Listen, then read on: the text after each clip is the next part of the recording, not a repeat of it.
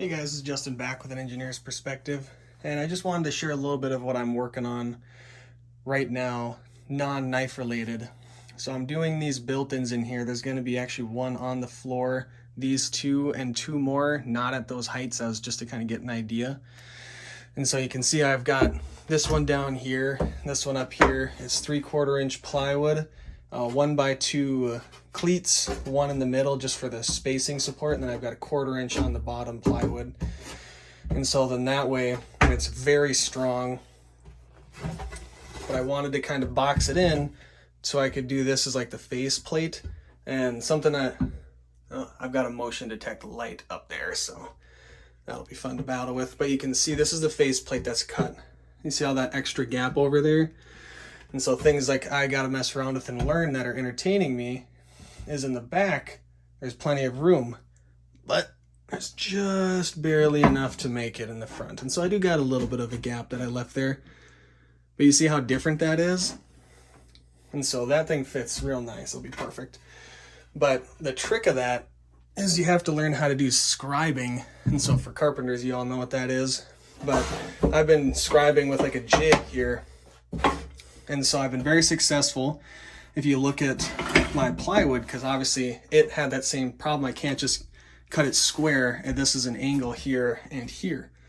And so the way I do that is I use these scribing blocks. And so I stick one back there, one back there, one like that. And so you see it doesn't matter that this one has all that room, because these are the ones that are going to make it flush. And so I push that back into that corner, make sure that's flush up against the wall. And then I've been using my 23 gauge pin nailer. And so normally I would use both my hands. Actually, I can just do this. And so I would just make sure it's pushed up. And I've been doing about 9.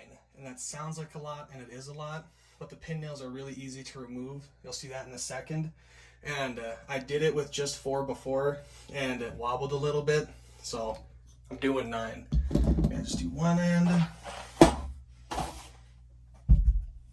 then the other.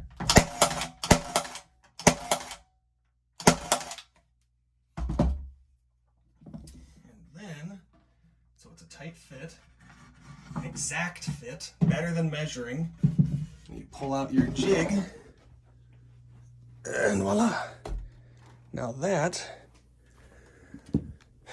is exactly the shape of your shelf. You just lay that down on your plywood, and you draw a line, then you just do your cuts, and you keep the back square to that board, otherwise it's more difficult. And you keep the shortest possible cuts that way. Yeah, that's it. It's super simple, and as you can see, I mean, this is all going to get painted, so don't worry about that. But as you can see, I've had very good success with this technique because you've got 2 very nicely fitting shelves. I'm going to caulk these seams before I paint them, but it's really working out well, that technique. And so I just wanted to share that so I could have some content go up and you can see kind of what I'm working on. And that's all I've got. So you'll see the pins. So till next time, bye. All right, so here's these pin nails I was talking about. You can see how thin they are, and they're completely headless. So this is the back piece of my scribing jig, and all I did was just go and just pry it up. They come right out, no big deal. And yeah, they're just nice to use because you can see, and this is a big old 10-inch pair of pliers here, but they're very easy to just pull out. And I've already gotten 1, 2, 3, 4, 5, 6 scribes out of these boards. And of course you can flip them around and use the not nailed end as well. And so yeah, I do use a lot of pins because I've had trouble with it moving, but when I use at least like 9 or so per joint, it works like a charm. It doesn't take that long to pull them out. I mean, pin nails aren't that expensive, so it's not a big deal. If you use brads, it's just so easy to break the heads off and not actually pull them out. And so there you go, ready for another one.